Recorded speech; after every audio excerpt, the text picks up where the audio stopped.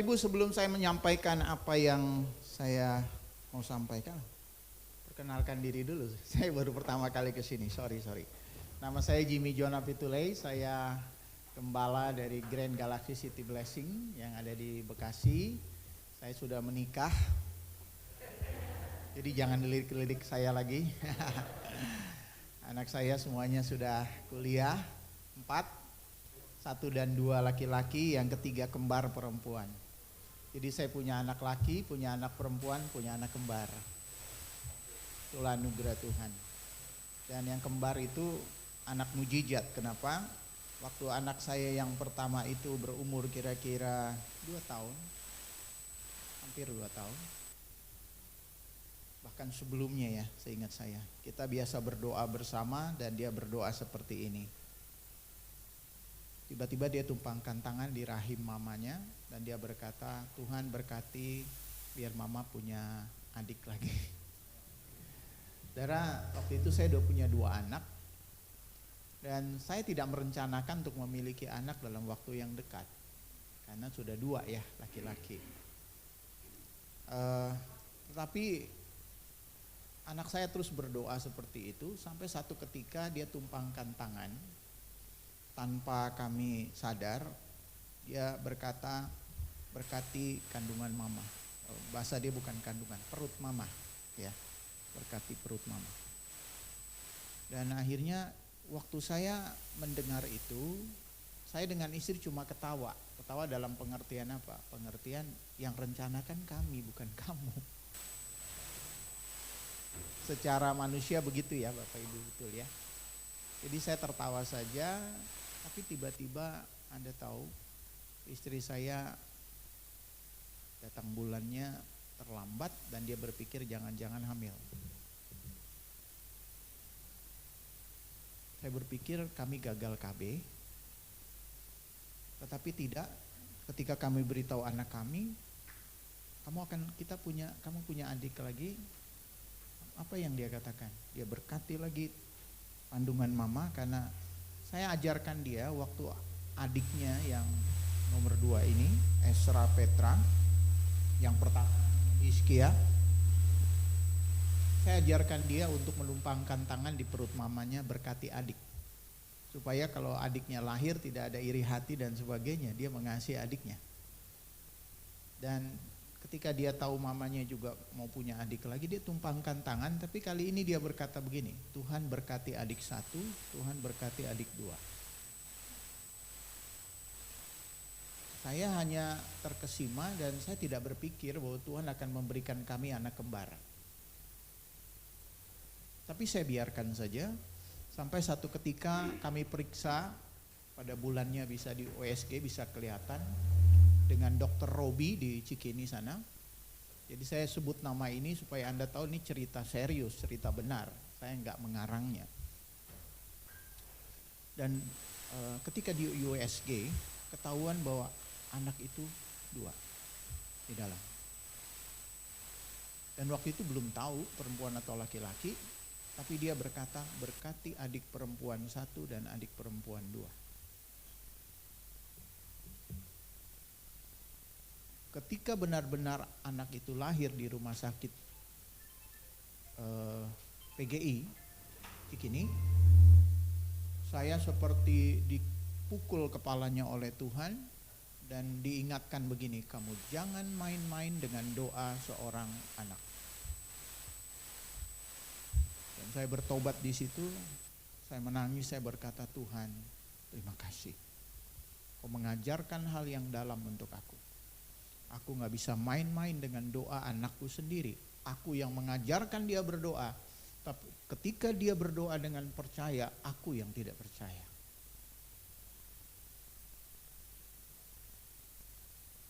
Dan akhirnya dokter bertanya, Pak Pendeta ini mau di steril gak? Ya steril aja, saya takut anak saya berdoa lagi. Kalaupun akhirnya terjadi, itu mujizat, benar-benar mujizat. Dalam hidup ini, saya percaya Anda juga pernah mengalami mujizat. Dan salah satu mujizat yang saya alami itu. Saya punya anak kembar. Saya punya anak kembar bukan karena Saya mengusahakannya, tapi Tuhan yang memberikannya kepada saya. Saya tidak pernah merencanakannya. Walaupun setelah kami cek, tanya, punya keturunan kembar enggak? Ternyata dari pihak saya, keluarga saya dan keluarga istri saya ada. Tapi tetap saya percaya itu Tuhan. Bukan karena faktor keturunan. Amin, saudara. Nah, hari ini saya ingin bicara mujizat, tapi sebelumnya saya mengingat perjamuan tadi. Lukas pasal 22 mengatakan begini. Waktu Yesus di Taman Getsemani, dia berdoa dengan pergumulan yang luar biasa, ada ketakutan di sana, dan dia berkata, aku takut mau mati rasanya. Kalau seorang pendeta mengatakan itu kepada Anda, telepon Anda dan berkata, saya takut mau mati rasanya, tolong doakan saya. Anda berpikir pasti pendeta itu imannya lemah. Halo? Saya nggak lihat yang di sana. Amin, benar? Tapi Yesus nggak pernah takut mengatakan itu.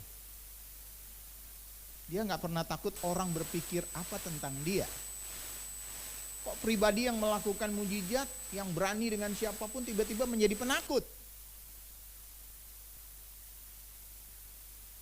Dia mengajarkan tentang iman, dia mengajarkan tentang keberanian, dia mengajarkan tentang banyak hal, tiba-tiba dia sendiri jadi takut. Anda tahu apa yang Yesus alami itu mewakili apa yang kita alami di dunia ini. Ada ketakutan, ada kekecewaan, ada pergumulan di dalam keputusan-keputusan hidup yang kita ambil. Itu kabar buruknya. Tapi kabar baiknya, dengar ini. Darah Yesus yang pertama tertumpah di sana. Apa artinya buat kita? Artinya adalah yang pertama darah Yesus itu membersihkan kita dari semua ketakutan, dari semua pergumulan hidup, dan dengan darah yang tertetes di tanah itu menjamin kutuk ketakutan, kutuk pergumulan hidup selesai di sana. Haleluya! Anda harus katakan haleluya untuk hal ini. Dengan darahnya tertumpah di sana, menyucikan. Darah itu dikatakan keluar dari pori-pori yang pecah. Menurut para ahli, seorang yang bergumul begitu rupa pori-porinya bisa pecah dan bisa mengeluarkan darah, dan Yesus mengalami itu. Darahnya tercurah di sana, di tanah di sana, dan Anda ingat waktu Adam berbuat dosa, yang dikutuk adalah terkutuklah tanah karena engkau. Tetapi dengar baik, tanah yang terkutuk itu, yang penuh dengan pergumulan, penuh dengan ketakutan, penuh dengan kepahitan, penuh dengan penderitaan, sekarang sudah diubah oleh darah Yesus, disucikan menjadi tanah yang penuh dengan berkat. Di mana ada darah, di situ ada berkat Tuhan. Di mana ada darah, di situ ada perlindungan. Di mana ada darah Yesus, di situ ada keselamatan. Nah, jadi pergumulan apapun yang Anda alami hari ini yang membuat Anda mencucurkan air mata, saya berani katakan Anda pasti menang. Karena Yesus sudah melewatinya dan Dia memenangkan itu bagi kita. Yesus menang di Getsemani, itu mewakili kemenangan kita. Karena Yesus ada di dalam kita. Kemenangan Yesus adalah kemenangan kita. Dan dia bergumul, ya Bapa, kalau boleh cawan ini berlalu daripadaku. Ini satu kebenaran lagi saudara, bahwa dalam pergumulan Anda melawan dosa, melawan ketakutan, melawan kecemasan, melawan apapun yang Anda hadapi, ada jaminan Anda menang dan Anda mampu hidup di dalam memenuhi kehendak Allah dalam hidupmu.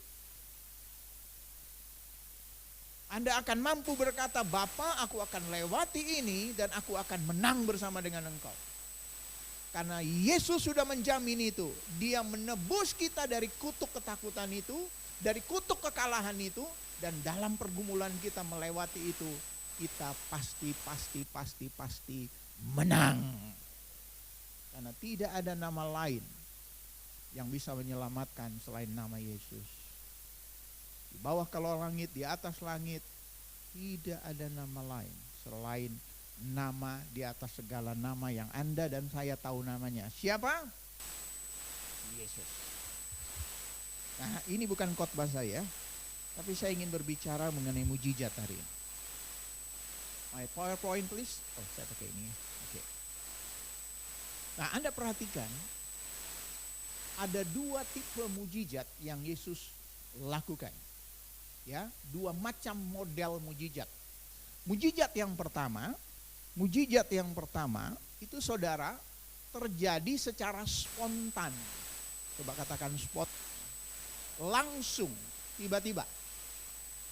On the spot, detik itu juga.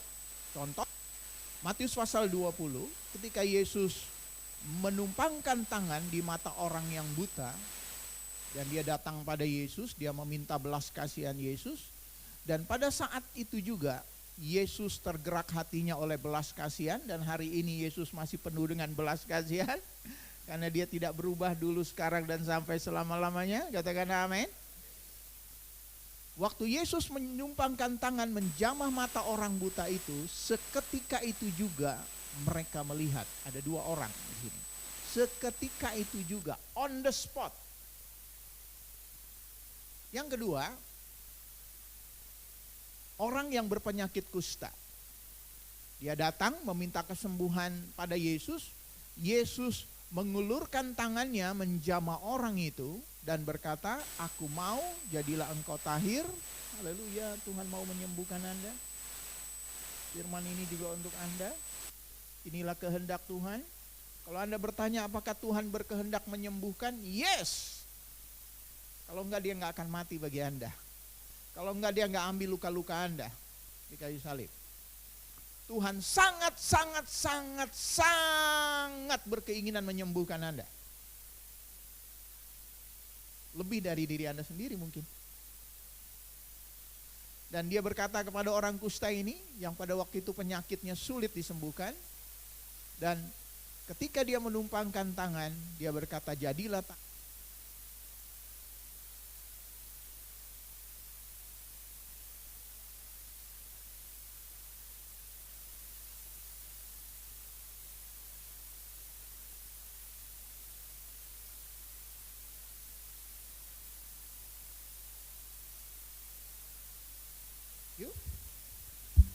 ya, tipe mujizat yang kedua. Mujizat terjadi setelah firman Tuhan ditaati. Peristiwa yang berbeda, tapi jenis penyakit yang sama, yaitu orang buta juga. Yang pertama tadi kita baca bahwa orang buta itu tiba-tiba Yesus menumpangkan tangan, celik. Tapi untuk orang buta ini, Yesus menyuruhnya membasuh dirinya di kolam Siloam. Jadi enggak terjadi on the spot. Terjadi ketika dia mentaati apa yang Yesus katakan. Alright? Anda tangkap ini? Dan ketika dia pergi membasuh dirinya di kolam Siloam, Alkitab berkata, orang itu kembali dengan mata yang melek. Jadi sama-sama orang buta, tapi cara Yesus menyembuhkan berbeda. Yang satu dia cuma tumpangkan tangan langsung celik.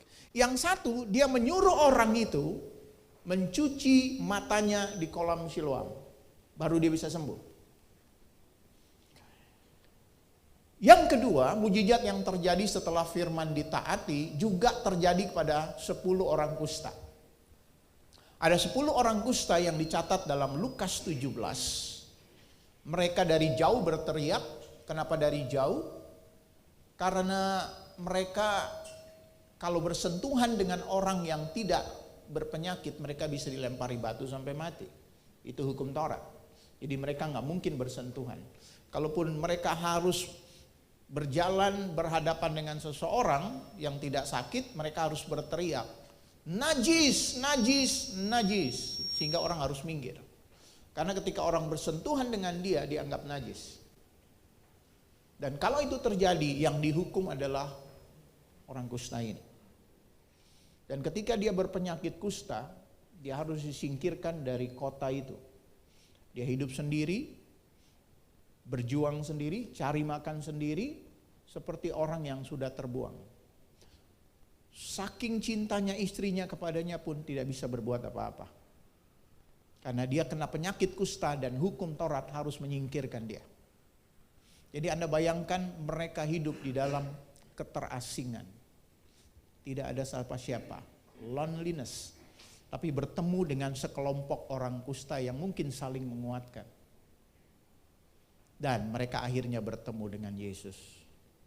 Waktu mereka mendengar Yesus, mereka berkata, "Guru, kasihanilah kami." Ingat baik-baik, Bapak Ibu Saudara, ingat baik-baik. Orang-orang yang datang pada Yesus selalu meminta belas kasihan. Saya ulangi lagi, orang-orang yang datang kepada Yesus tidak pernah datang dengan kemampuan mereka untuk berbuat benar sehingga mereka layak disembuhkan. Karena kesembuhan itu bukan karena engkau layak, karena Tuhan baik. Mereka meminta belas kasihan karena mereka tidak layak dikasihi. Dan Yesus berkata kepada mereka, "Perlihatkan dirimu kepada imam." Yesus berkata, "Perlihatkan dirimu kepada imam." Ada sesuatu yang berbeda di sini, saudara. Orang kusta yang pertama tadi, Tuhan hanya mengulurkan tangan, tumpangkan tangan, clear kustanya. Yang ini tidak. Tuhan menyuruh mereka, perlihatkan dirimu kepada imam. Kenapa? Karena pada waktu itu imamlah yang punya otoritas untuk menentukan orang itu sehat atau masih sakit. Seperti dokter. Imam yang bisa melegalisir, menentukan bahwa orang itu sembuh dan dia bisa bebas, dia bisa kembali ke masyarakat. Itu yang terjadi. Nah, dari cerita ini Anda melihat bahwa ada dua macam peristiwa mujizat yang Yesus lakukan, dua macam mujizat. Yang pertama terjadi on the spot, tiba-tiba. Yang kedua terjadi ketika orang mulai mentaati firman Tuhan. Oke? Saya lanjut. Nah, saudara begini. Pernahkah Anda mengalami peristiwa ini? Saya tanya, beberapa Anda yang sudah bertobat lebih dari 10 tahun, boleh angkat tangan? Saya bertobat tahun 80-an. Saya sudah jadi pendeta sampai hari ini mungkin 30 tahun. Sebelum itu saya sudah melayani anak muda dan sebagainya. Oke lah, dihitung mulai saya menjadi pendeta tahun 92. Saya lulus tahun 92. Jadi saya sudah menjadi pendeta sekitar 30 tahun. Saya nggak pernah kerja di mana-mana. Istri saya juga jurusan PAK, Pendidikan Agama Kristen. Saya jurusan teologi. Jadi seumur hidup saya sudah melayani Tuhan. Nah, saya mau beritahu ini untuk Anda. Dengar. Ketika Anda mulai pertama kali bertobat, di tahun-tahun Anda pertama kali bertobat, kayaknya mujizat itu gampang terjadi. Benar? Anda berdoa untuk keuangan Anda, boom, tiba-tiba datang uang. Anda berdoa untuk usaha Anda, besok ada bos yang memberkati Anda. Anda berdoa untuk orang sakit, tiba-tiba boom, sembuh. Anda tumpangkan tangan di anak yang sakit, langsung sembuh hari itu. Seolah-olah mujizat itu gampang banget terjadi. Padahal, dengar baik, kerohanian Anda belum bertumbuh. Anda masih belajar banyak tentang Tuhan. Sekali lagi saya ingin berkata, mujizat terjadi bukan karena Anda hebat, karena Yesus hebat. Mujizat orang lumpuh yang 38 tahun di kolam Siloam, di pintu gerbang, Anda tahu? Setelah dia disembuhkan Yesus, orang bertanya, siapa yang menyembuhkan kamu? Siapa yang sembuhkan kamu? Dia lihat-lihat, enggak tahu siapa. Dia enggak tahu Yesus. Baca Alkitab dengan baik. Dia enggak tahu Yesus. Dia cuma tahu orang itu menyuruh dia bangkit, berjalan, dan dia sembuh. Jadi dengar ini. Saya boleh pindah ke sini enggak nih? Saya suka dekat dengan Anda. Tolong dengar ini. Tolong dengar, yang di sudut-sudut sana yang saya nggak lihat. Tolong dengar ini baik-baik. Tolong dengar apa yang saya ingin katakan ini. Mujizat tidak pernah terjadi karena Anda baik. Ada orang-orang yang berdoa setiap pagi tapi sulit mengalami mujizat. Ada orang yang jarang berdoa, tiba-tiba dapat mujizat. Dan Anda bisa iri hati. Halo, benar yang saya katakan? Saya katakan sama Anda dari pengalaman pelayanan saya puluhan tahun.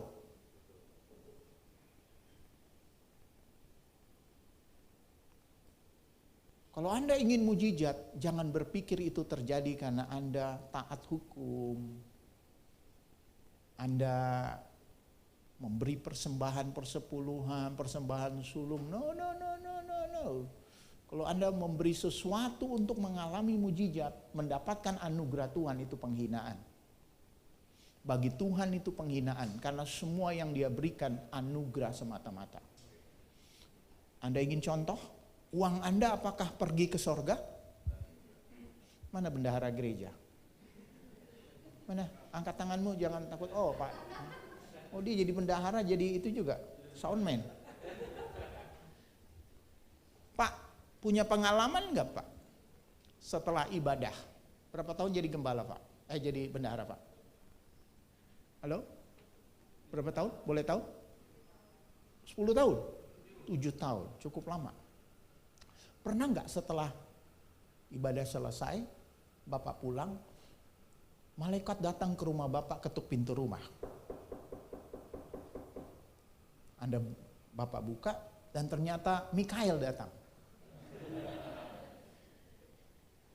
Terus Mikael berkata, mana persembahan hari ini? Saya mau setor ke sorga. Pernah itu terjadi Pak? Pernah? Pak, kalau pernah Bapak gantiin saya khotbah hari ini. Hei, bertahun-tahun jadi gembala itu tidak pernah terjadi. Saya khotbah di manapun kalau saya tanyakan ini tidak pernah terjadi. Uang yang Anda berikan tidak pernah sampai ke sorga. Uang itu untuk sewa gedung, beli AC, beli ini nih, beli tempat duduk supaya Anda bisa ibadah dengan baik, benar nggak? Ya, AC dipasang, sewa tempat ini, ada pengeras suara, itu dibeli bukan dengan KTP-nya pendeta. Itu dengan uang.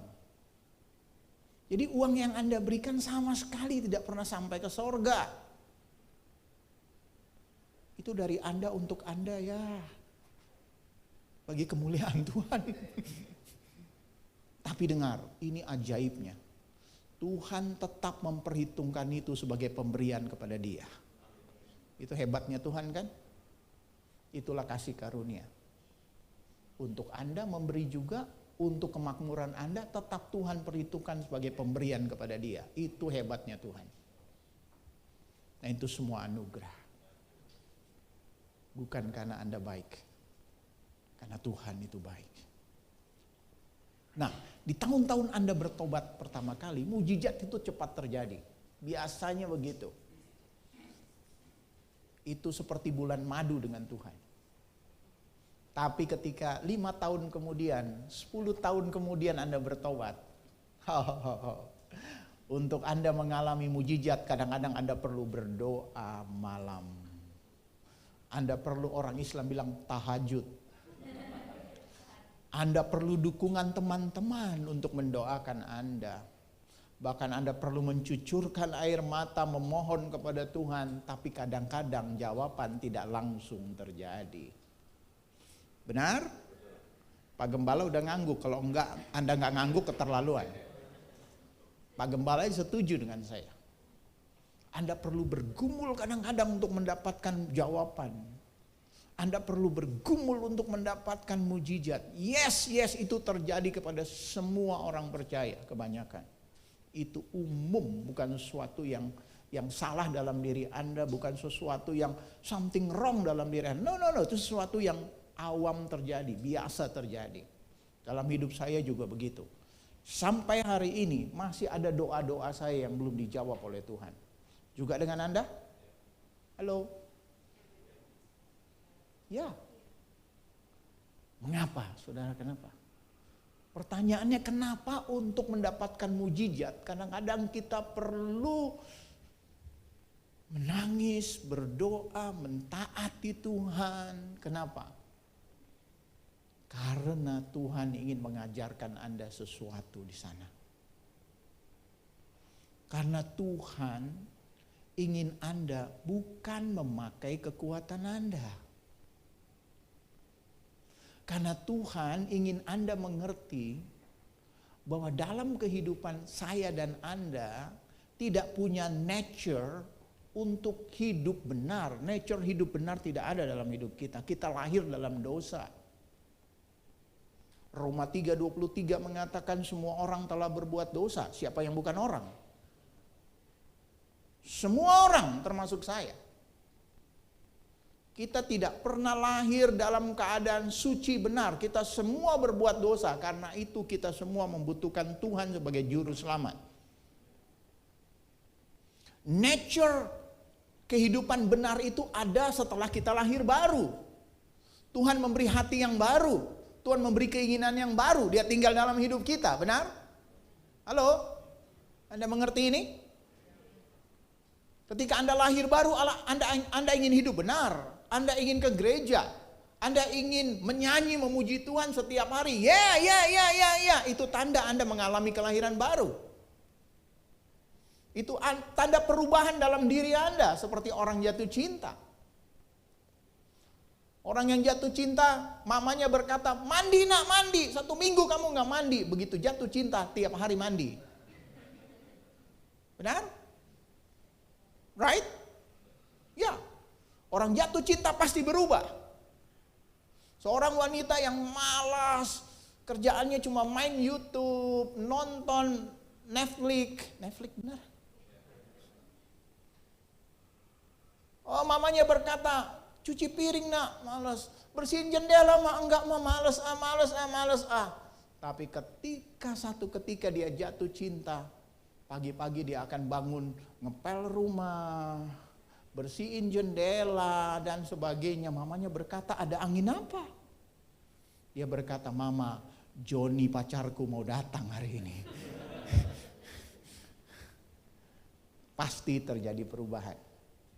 Ketika Anda lahir baru, kehidupan Yesus tinggal di dalam diri Anda.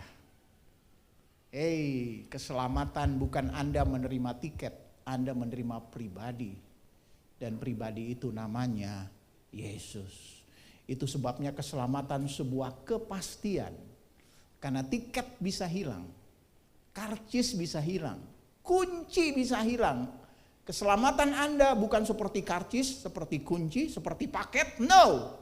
Keselamatan Anda terima dalam bentuk pribadi. Namanya.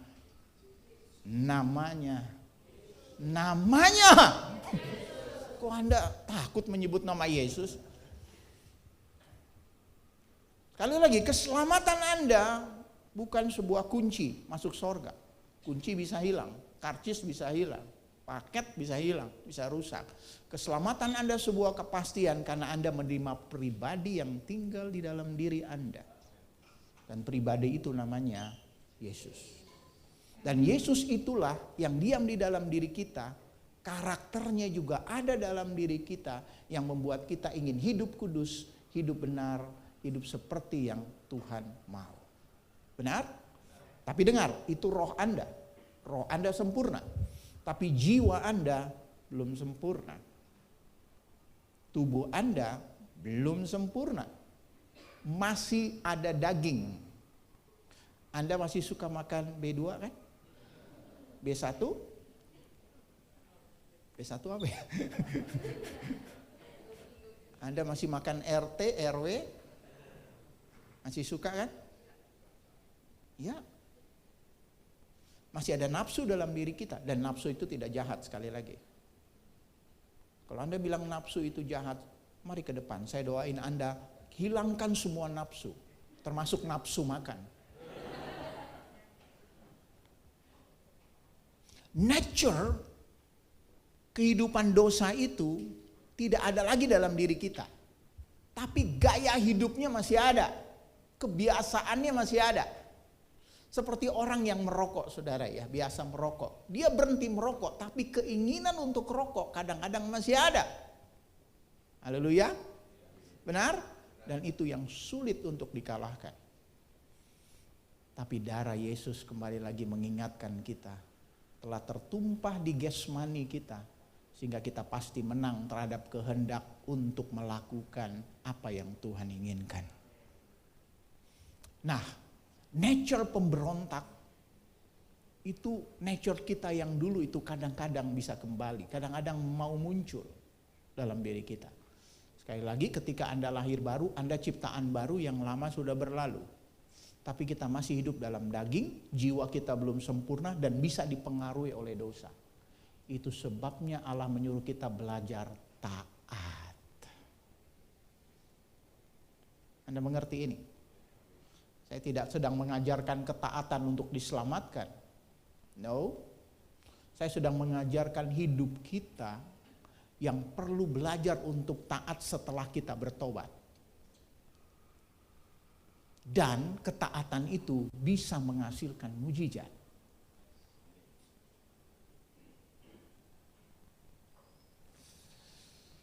Nah, mengapa taat itu penting? Tuhan sedang menunjukkan caranya untuk menolong Anda. Bertahun-tahun Anda memakai cara Anda dan tidak terjadi. Dan sekarang Tuhan berkata, berhenti pakai caramu, pakai caraku. Aku akan melakukan mujizat, tapi caraku bukan caramu. Enggak, Tuhan pakai cara saya saja. Yang Tuhan lo apa gua? Kan gitu pertanyaannya kan. Kalau yang dia adalah Tuhan, ya Anda perlu tunduk pada Tuhan. Itu sebabnya kadang-kadang untuk Tuhan melakukan mujizat, dia menuntut atau meminta ketaatan Anda. Karena nature dosa dalam diri kita benar-benar harus bersih. Dan Anda harus tunduk kepada Tuhan all out. Dan cara terbaik Tuhan untuk menolong, Dia yang tahu, bukan kita. Anda hanya perlu mendengar dari Tuhan, Anda hanya perlu mendengar tuntunan Tuhan, lakukan saja, mujizat akan terjadi. Anda tidak perlu mentaati semua firman Tuhan. Wah, saya ngomong ini perlu hati-hati. Sekali lagi, Anda tidak perlu mentaati semua firman Tuhan. Firman Tuhan untuk Anda pribadi itu yang perlu Anda taati. Karena firman Tuhan untuk kita semuanya berbeda. Untuk saya yang sudah menikah, pasti firman Tuhan datangnya kasih istrimu, ampuni dia, berkati anak-anakmu. Tapi firman Tuhan ini nggak datang untuk Anda yang jomblo. Halo, benar? Jadi firman Tuhan itu untuk siapa? Kepada siapa? Anda tidak perlu mentaati semuanya, belajar firman mentaati semuanya. Stop. Capek Anda. Anda seperti mematuhi hukum. Kalau Anda ingin mujizat, dengar apa yang Tuhan katakan padamu. Baca firman untuk menangkap sinyal Tuhan. Baca firman untuk mendapat tuntunan Tuhan untuk apa yang Anda lakukan, untuk Anda bisa mengalami mujizat. Itu maksudnya. Mujizat yang di Kana misalnya, saudara tahu mujizat di Kana itu, Yesus berkata kepada pelayan, tuangkan air itu dalam bejana. Mereka menuangkan, berubah. Benar? Halo? Ada banyak mujizat yang menuntut ketaatan. Ketika murid-murid dalam keadaan ikan itu mereka dapat semalam-malaman, Yesus berkata kepada mereka, pergi, bertolak ke tempat yang lebih dalam, tebarkan jalamu. Itu sudah siang, nelayan tahu itu bukan waktu yang tepat untuk menangkap ikan. Mereka nelayan, Yesus tukang kayu. Tapi mereka mendengar apa yang Yesus katakan. Simon berkata, guru, sepanjang malam kami gak dapat apa-apa. Tapi karena engkau katakan, kami lakukan saja. Just do it. Itu apa? Puma? Hah? Nike. Ada Nike, ada Adidas. Tahu Adidas? IQ di bawah dasar. Petrus berkata, Karena Engkau yang berkata, oke, kami lakukan. Bodoh-bodoh saja dengan Tuhan. Tuhan suruh saya lakukan ini, saya lakukan saja. Dan ketika mereka mendayung lebih dalam, mereka bilang, Yesus di sini tepat. No. Lebih dalam lagi. Mereka dayung lagi. Bayangkan udah seharian mereka mencari ikan gak dapat apa-apa. Yang nyuruh tukang kayu. Bukan nelayan. Kalau yang nelayan profesional tahu ikan kakap ada di mana, tenggiri ada di mana, udang ada di mana, benar? Tukang kayu tahu apa dia? Tapi mereka belajar satu hal. Mereka bukan mempercayai skill mereka. Mereka harus mempercayai Tuhan Yesus yang ajaib. Itu pelajaran penting bagi kita. Kadang-kadang untuk Anda mengalami mujizat, bagi beberapa Anda perlu lebih dalam lagi dalam kerohanian Anda. Anda perlu mengenal Tuhan lebih dalam lagi. Anda perlu menghafal nyanyian, lebih dalam lagi, ku rindu Kau Tuhan, lebih dari segala yang ada. Lebih dalam lagi, ku cinta Kau Yesus, ku mengasihimu. Suara saya bagus? Kalau Anda bilang gak bagus, saya gak mau khotbah di sini lagi. Kadang-kadang untuk Anda mengalami mujizat, Anda perlu melangkah lebih dalam. Dan ketika mereka menayu lebih dalam, Tuhan sekarang bilang, sekarang saatnya lemparkan jalamu. Mereka lakukan tepat seperti yang Yesus katakan. Anda tahu hasilnya? Ketika mereka menariknya, mereka gak sanggup. Bahkan ketika mereka paksa menariknya, jaring itu akan koyak dan hancur. Dan semua ikan yang mereka dapat akan lepas. Jadi mereka memanggil teman-teman mereka yang lain untuk membantu mereka menangkap ikan yang sudah didapat ini.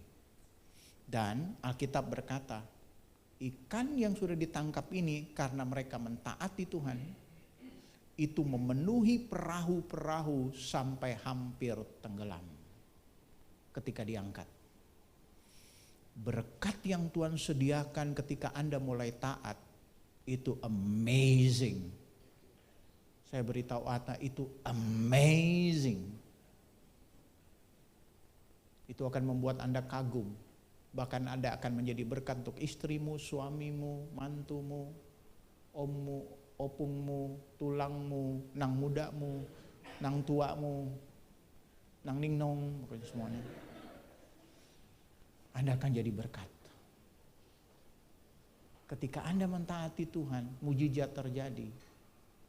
Hati Anda juga akan belajar memberkati orang lain.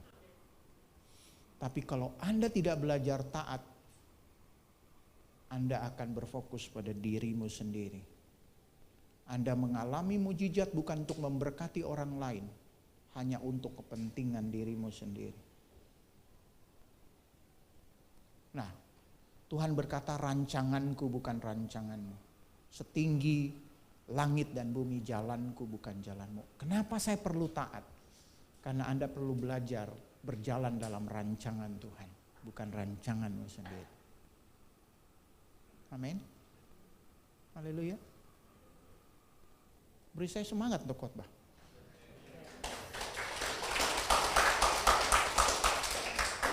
Saya baru tidur 4 jam hari ini. Nah, sekarang lihat. Ini perlu Anda mengerti. Kenapa kita perlu taat untuk mendapatkan mujizat? Karena mayoritas masalah hidup kita, mayoritas kebanyakan, saya berani katakan ini, terjadi karena kita tidak mentaati Tuhan.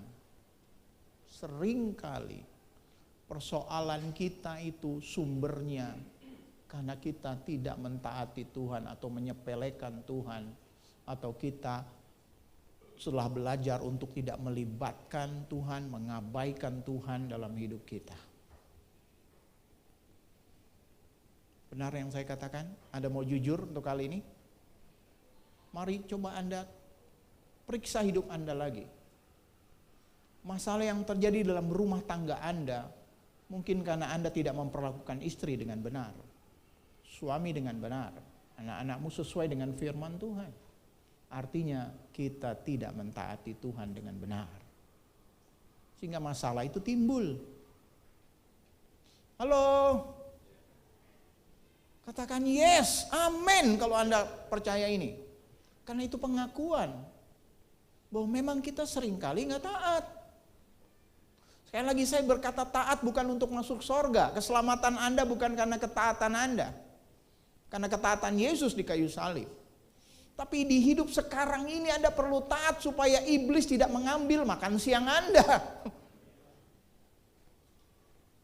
Dia tidak mengambil sesuatu dari Anda. Dia memakai kelemahan Anda untuk menghancurkan hidup Anda, keluarga Anda, istri Anda, anak-anak Anda.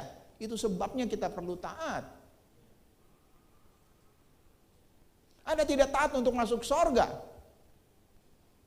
Tapi ketika Anda hidup taat, saya percaya sorga telah masuk dalam hidup Anda. Clear? Masalah dalam hidup kita kebanyakan terjadi kita berkata tidak kepada Tuhan. Dan kita harus belajar taat, mengampuni istri kita, mengampuni suami kita, memperlakukan anak-anak, mendidik dengan baik. Sehingga mujizat itu terjadi. Terjadi perubahan dalam hidup kita. Kita harus belajar berdoa, mengambil waktu dengan Tuhan. Pastor sedang berbicara mujizat. Ya, apa mujizat terbesar dalam hidup pastor? Yesus menyelamatkan saya, itu mujizat terbesar. Yesus tinggal dalam diri saya, itu mujizat.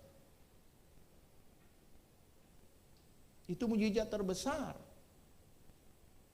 Dan termasuk mujizat yang besar itu bukan dengan uang saya. Bukan mujizat yang terjadi dengan sekedar kulit saya yang tadinya nggak benar jadi benar, atau tubuh saya yang tadinya sakit menjadi sembuh. Mujizat yang terbesar terjadi dalam hidup saya bukan sekedar sedikit uang jadi banyak uang, jomblo jadi dapat jodoh. Ya itu mujizat juga. Tapi mujizat yang lebih besar daripada itu terjadi dalam dirimu. Ketika engkau tadinya hidup nggak benar, jadi benar. Ketika engkau jadi pemberontak dulunya, jadi seorang yang lemah lembut. Bukankah itu mujizat? Halo? Anda takut mengatakan amin ya? Amin. Amin itu bukan kalimat mengakhiri doa. Amin itu ketika Anda berkata amin, Anda sedang berkata, yes pastor, aku ambil untuk aku. I got it.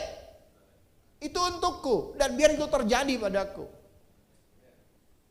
Waktu Anda berkata amin, Anda sedang berkata itu benar. Dan Anda sedang mengimani bahwa itu akan terjadi dalam diri Anda. Dan termasuk juga amin mengakui dosa. Ya benar, saya orang berdosa, saya perlu mengakuinya. Halo? Nah, kali lagi saya ingin katakan kepada Anda, kita penting belajar taat. Karena seringkali masalah dalam hidup kita mayoritas terjadi karena kita tidak mentaati Tuhan. Pastor, saya khotbah sampai jam berapa nih, Pastor? Wah, keren ini. Ini City Blessing keren bener nih. Bebas. Saya bisa khotbah sampai jam 5 loh, Pastor. Saya biasa seminar loh, Pastor. Anda mau sampai jam 5? Saya nggak mau, saya mau pulang. Saya mau makan siang. Nah, oke. Dengar ini, saya ambil 2 contoh, setelah itu saya akhiri ya saudara ya. Dengar ini. Seorang wanita yang ketangkap basah berbuat zina. Ini gambarnya terlalu bagus. Yang benar adalah dia ditangkap dalam keadaan telanjang bulat. Diseret ketika dia lagi berzina. Para penafsir mengatakan dia telanjang bulat. Tapi nggak mungkin lah saya munculkan pornografi. Dan wanita ini hampir dihukum mati. Untung ada Yesus di sana. Dan setelah orang pergi semuanya, nggak ada yang menghukum dia. Yesus berkata begini, aku pun tidak menghukum engkau. Pergilah, jangan berbuat dosa lagi dari sekarang. Perkataan ini menegur dia sekaligus bahwa jangan buat dosa lagi sehingga masalah akan terjadi dalam hidupmu. Benar? Halo? Ya. Perkataan ini juga untuk kita. Jangan berbuat dosa lagi. Jangan perlakukan istrimu sembarangan. Jangan perlakukan suamimu. Jangan perlakukan uangmu dengan tidak baik. Jangan perlakukan tubuhmu dengan tidak baik. Engkau akan sakit. Kalau engkau kena kanker, jangan salahkan iblis. Karena engkau merokok, ya kena kanker. Itu bukan iblis. Halo?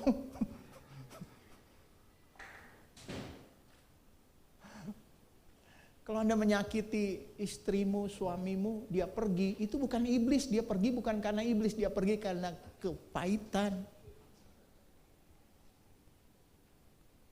Kalau anakmu berontak, kadang-kadang itu bukan iblis, ya ada pengaruh iblis juga. Ada orang berkata kasihan iblis disalahkan mulu. Tapi wanita ini mengalami masalah karena dia nggak taat. Untung ada Yesus. Coba katakan untung ada Yesus. Coba bilang sama sebelahmu, engkau juga untung ada Yesus. Haleluya, Yesus itu jawaban bagi kita. Dia satu-satunya orang yang punya hak untuk menghukum, tapi justru dia tidak menghukum. Dia mengambil hukuman itu untuk kita. Dia mengatakan kepada wanita ini yang telah berbuat zina, mesti dihukum mati secara hukum Taurat. Dia berkata, pergi, jangan berbuat dosa lagi, pergi.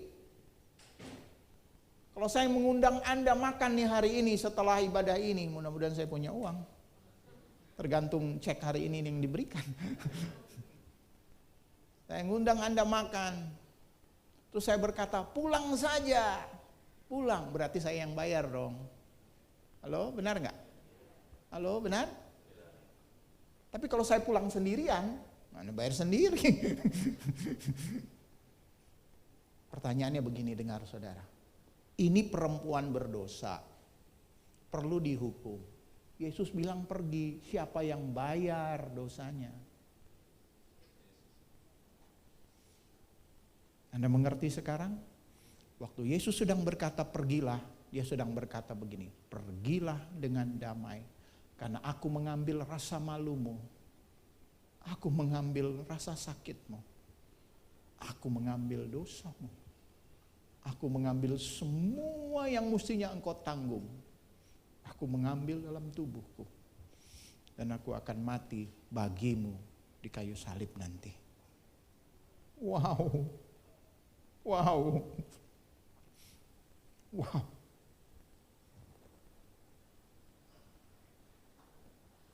Setiap kali Anda berbuat dosa, dengar.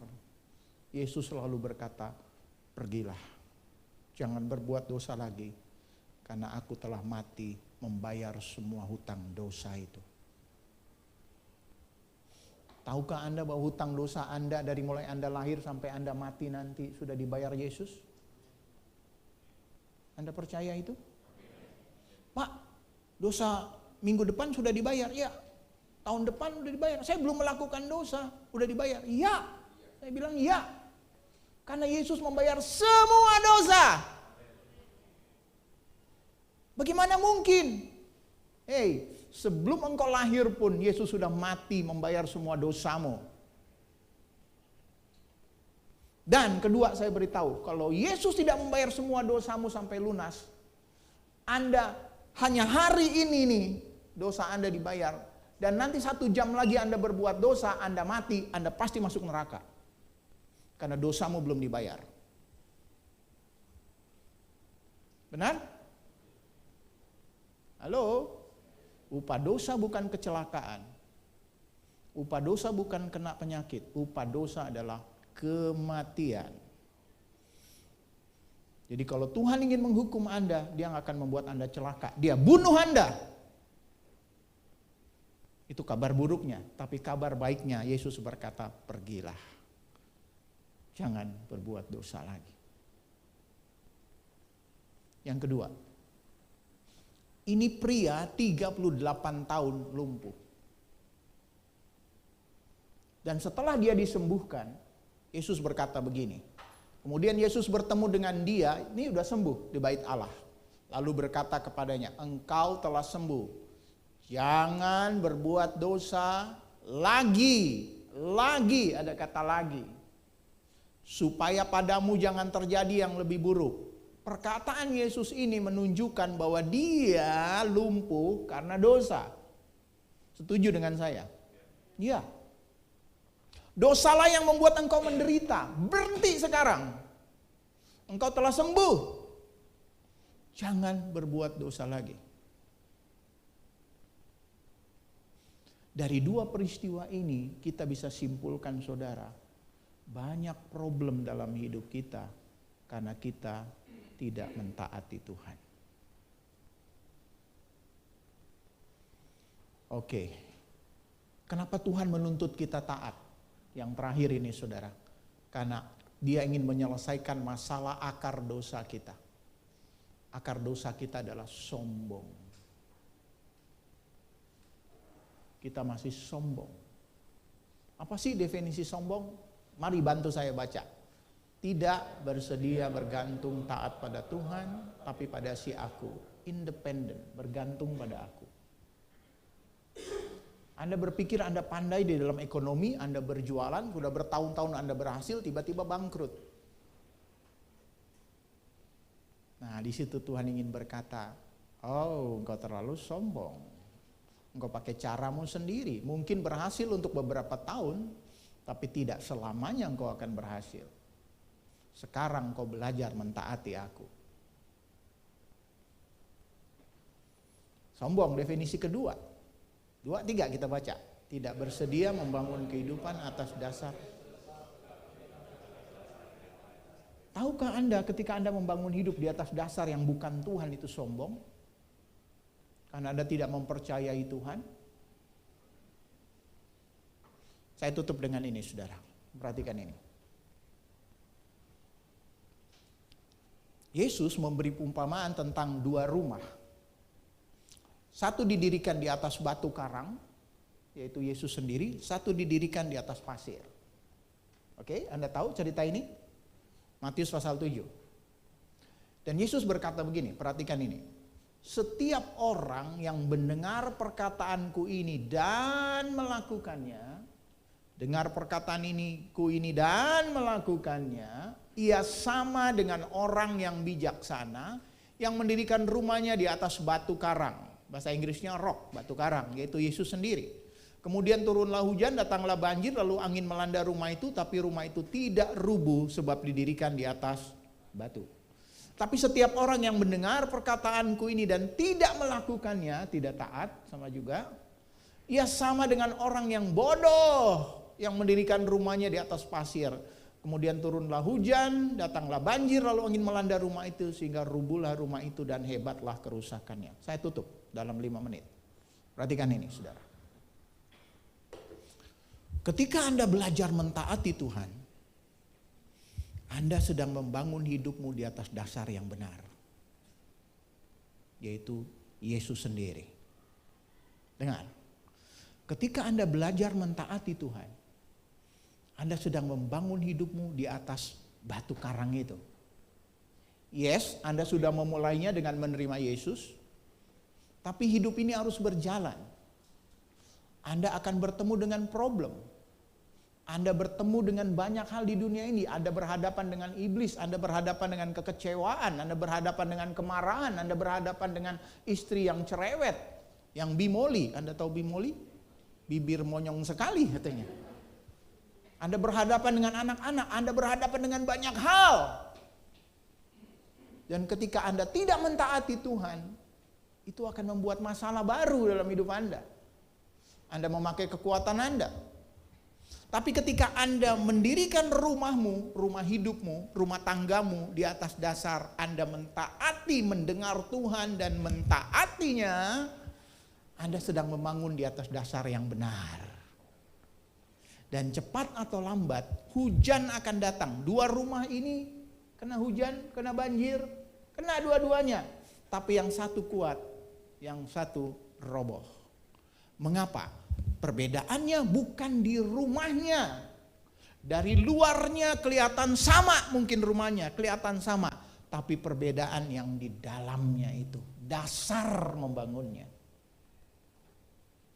Dan ketika Anda membangun dengan dasar yang kokoh,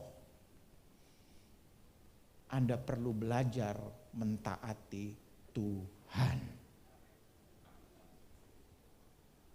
Saya tekankan sekali lagi, saya tidak sedang berkhotbah untuk ketaatan diselamatkan, untuk diselamatkan. Anda diselamatkan bukan karena ketaatan Anda.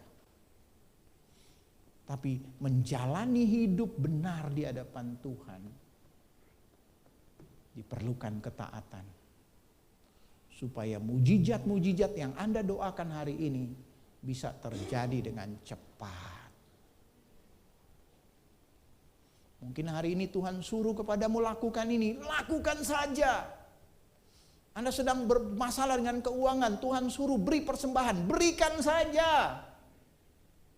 Percayai Tuhan. Anda sedang bermasalah dengan sakit penyakit, Tuhan bilang berpuasa, lakukan puasa, sembuh. Ya, saya berkata kepada Anda 30 tahun saya melayani dan saya melihat mujizat-mujizat itu. Ketika orang mulai mendengar Tuhan, mentaati Tuhan, tiba-tiba boom, mujizat terjadi. Itu sebabnya kita belajar mendengar dan mentaati Tuhan. Hari ini saya berdoa supaya Anda mendengar apa yang Tuhan ingin kerjakan bagi hidupmu. Kalau Anda butuh mujizat, yang pertama Anda perlu mendengar apa yang Tuhan katakan kepada. Elia mendengar Tuhan berbicara, pergi ke sungai Kerit, engkau akan dapat makanan. Karena nggak ada makanan, 3,5 tahun nggak turun hujan. Elia mendengar Tuhan berbicara, pergi ke sungai Kerit. Kalau dia pergi ke sungai Kalimalang, dia nggak dapat apa-apa. Tuhan berkata, aku akan beri makan engkau di sana. Dan setiap pagi dan petang, burung gagak akan memberi engkau makan. Ada orang-orang yang menurut Anda mungkin tamak dan sebagainya bisa memberkati Anda kalau Anda mulai mentaati Tuhan.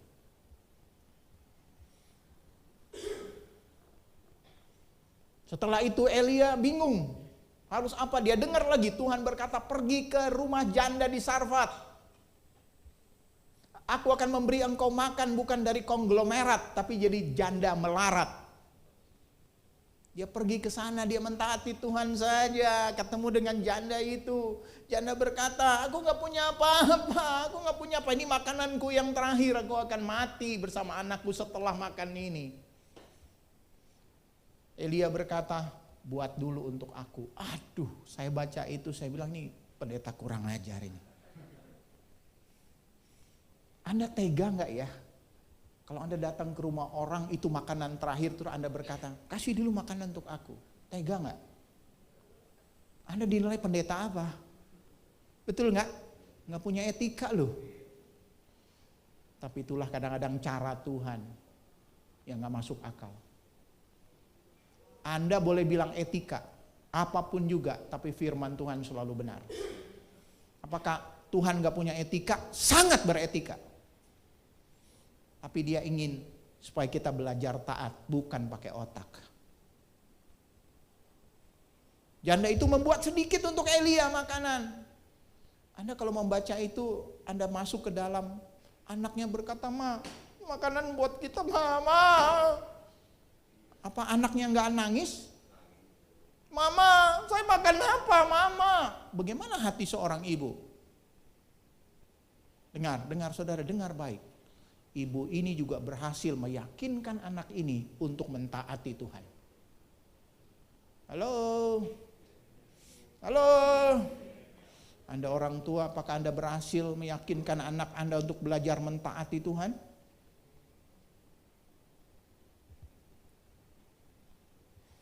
Bukan sesuatu yang mudah, saya beritahu Anda. Ibu itu bergumul. Bagi orang tua saya tahu, lebih baik saya nggak makan, anak saya yang makan. Begitu melihat anak saya menjerit, hati saya hancur pasti. Tapi ibu itu akan berkata, nak, mari kita taati Tuhan. Kita nggak ngerti apa yang Tuhan mau lakukan, tapi just do it. Belilah sepatu itu tadi apa?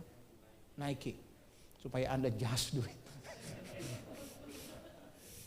Lakukan saja. Lakukan saja. Lakukan saja. Just do it. Tutup matamu, kita berdoa sekarang. Oh, thank you Roh Kudus. Thank you Roh Kudus. Dengar Roh Kudus untuk Anda. Dengar dia berbicara kepadamu. Hari ini engkau butuh mujizat kekuatankah? Keuangankah? Kesembuhankah? Dengar. Tuhan akan berbicara pribadi kepadamu. Dia suka berbicara pribadi.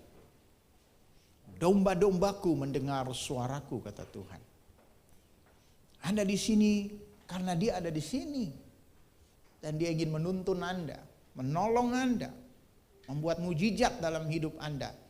Tapi kadang-kadang Anda perlu mentaati dia.